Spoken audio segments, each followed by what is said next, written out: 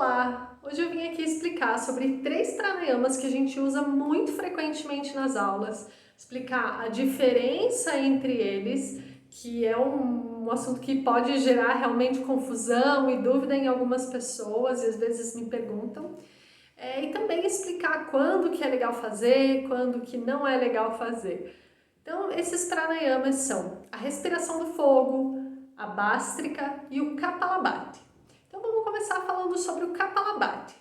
O Kapalabhati, ele é um pranayama super poderoso que a gente usa nas aulas de Hatha Yoga.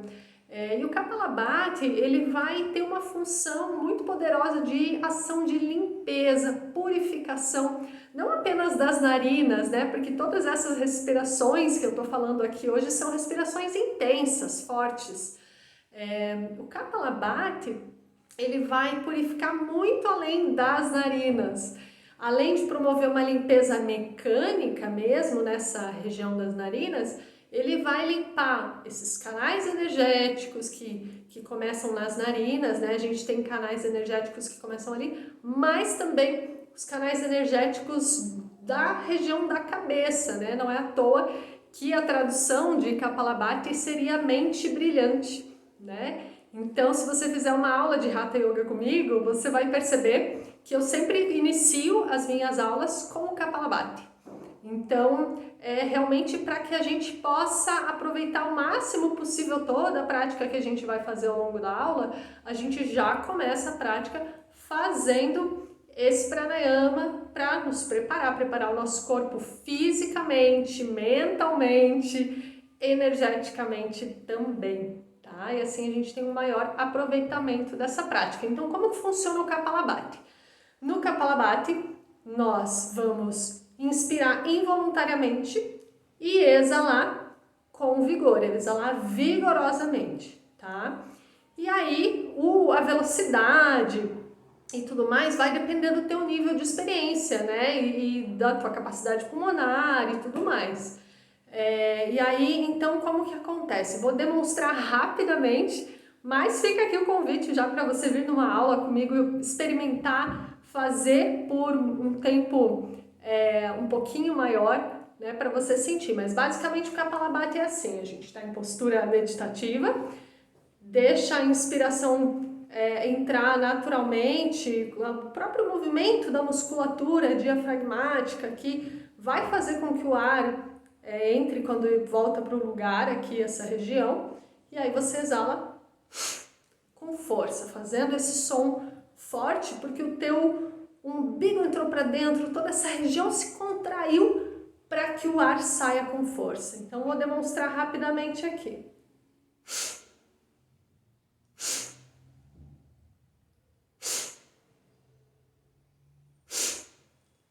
Deu para ter uma noção rápida de como que funciona, né? Então, como a ideia desse vídeo é ser mais, mostrar mais a diferença teórica e não tanto fazer a prática para que vocês entendam, e daí depois vocês podem praticar por 1 minuto cada um deles e perceber melhor a diferença, tá? Então agora vamos falar da Bhastrika. Bhastrika Pranayama é um pranayama que a gente normalmente faz no final da aula de Hatha Yoga, antes da meditação. Por que que a gente faz nesse momento? Quais que são os benefícios? Além de purificação, né, de reativar energeticamente teu corpo depois que você passou por um relaxamento, quando a gente faz a Bhastrika, a gente está também preparando o nosso corpo para uma coisa que vem logo em seguida dele. Depois que a gente faz a Bhastrika, normalmente a gente faz algumas retenções de ar junto com algumas contrações no corpo, tá? As retenções que a gente chama de kumbhakas e as contrações que a gente chama de bandhas, eu posso explicar melhor em outro vídeo, mas a Bhastrika associada aos kumbhakas e aos bandhas vai estimular a nossa energia Kundalini para que ela suba pelo canal central, né, o canal energético central, chegando até a glândula pineal, ativando todo o seu cérebro, e essa glândula e o 7º chakra que estão super conectados com uma consciência mais ampla. E aí a gente se prepara para entrar numa meditação. Então, se você faz a bástrica com as retenções e contrações, e depois entra numa meditação, você tem um aproveitamento muito maior da tua meditação. É como se fosse uma preparação potente para você realmente já entrar na meditação com uma mente diferente do que ela estava antes. É realmente incrível, e se você fizer uma aula comigo, você vai perceber que de Hatha Yoga, sempre a gente faz a bástrica antes de entrar no pranayama, justamente por esse motivo. Então, como que funciona a bástrica? Na bástrica, a gente inspira e exala vigorosamente. Então, lá no Kapalabhati, a gente fez só a exalação vigorosa e deixou a inspiração ser natural e imperceptível. Agora, na bástrica, tanto a inspiração quanto a exalação são vigorosas. E aí você vai observando o domínio e o controle da tua musculatura, porque a respiração é aqui nessa região, né? Não é só aqui em cima, ela começa lá de baixo. E aí a gente vai descobrindo e percebendo e ampliando esse controle sobre essa musculatura no nosso próprio corpo. Vou mostrar aqui rapidamente como que funciona. Ela é mais intensa, mais forte, porque a inspiração é forte também. Observe.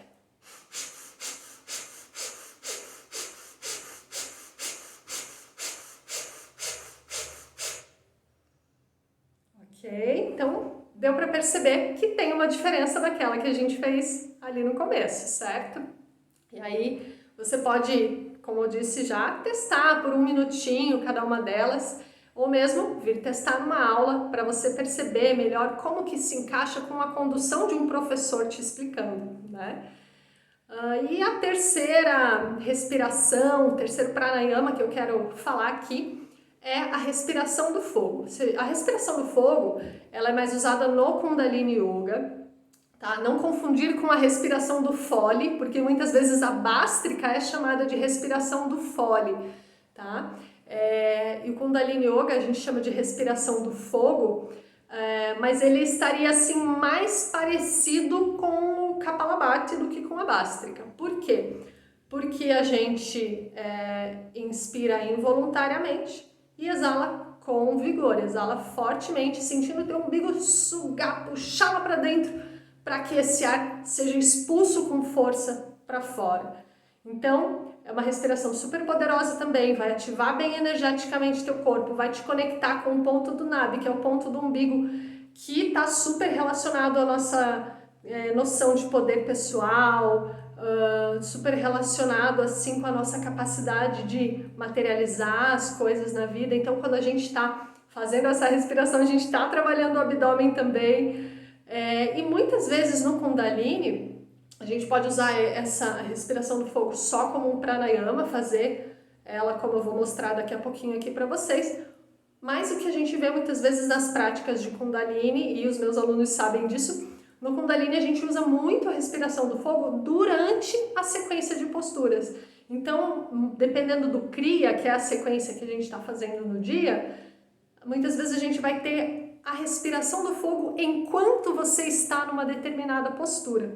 Isso torna a prática bem dinâmica e também movimenta muito energeticamente, emocionalmente algumas questões que só fazendo realmente uma prática para você sentir e perceber os efeitos disso na tua vida, na tua consciência, né? Vem sentir para ver, mas é isso aí.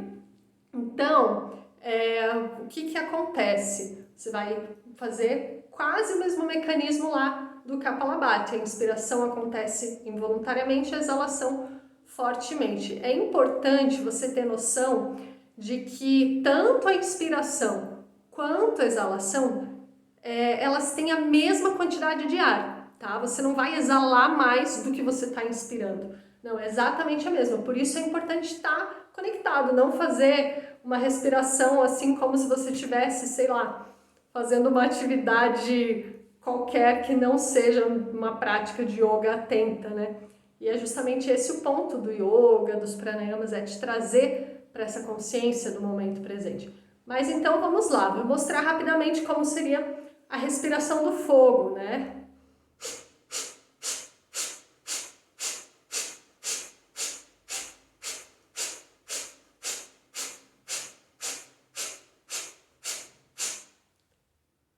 Ok? Então, testa aí por um minutinho também depois de assistir o vídeo para você sentir, né, a diferença entre cada uma delas. Você pode pausar o vídeo, fazer por um tempinho maior e depois também é legal você, se você for usar algum desses pranayamas, né, você dá um espaço de pelo menos um minutinho para deixar a tua respiração voltar para o ritmo natural, para o teu ritmo do coração, do corpo, da mente se acalmar, se ajeitar, organizar tudo de novo, tá? Então, tem alguns detalhes também nesses pranayamas, né? Eles são super positivos, tem muitos efeitos positivos, mas tem algumas recomendações onde eles não seriam tão indicados para algumas pessoas. Por exemplo, esses 3 pranayamas não são recomendados para pessoas que têm pressão alta, para pessoas que têm problemas cardíacos ou qualquer pessoa cujo médico fale que não é legal fazer algo intenso como uma respiração como essa. Durante o período menstrual não é recomendada também nenhuma dessas respirações. Se você já conhece teu ciclo, sabe que às vezes no finalzinho já está se sentindo melhor ou já está acostumada a fazer, avalie aí o que é positivo para você ou não. Mas em geral não é recomendado durante o período por ativar muito a circulação mesmo.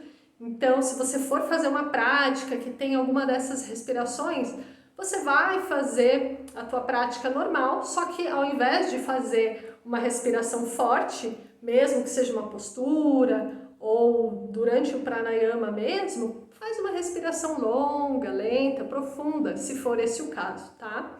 E também gestantes também não é recomendado essas respirações fortes, intensas, tá? Então, espero que esse vídeo tenha te ajudado a tirar qualquer dúvida ali, qualquer dúvida entre essas 3 respirações que parecem parecidas, mas elas têm funções um pouquinho diferentes. E se ficou alguma dúvida, me pergunta, ou pode fazer pergunta por aqui, ou entrar em contato diretamente comigo. E sempre lembrando que você pode ter uma experiência bem profunda, realmente fazendo uma prática com um professor te conduzindo. Eu dou aulas online e a condução numa aula online é tão tranquila quanto numa aula presencial. Então, fica aqui o convite e espero que você possa aproveitar melhor ainda as suas práticas, entendendo um pouquinho melhor dessas respirações. Satnam, Namastê, muito grata.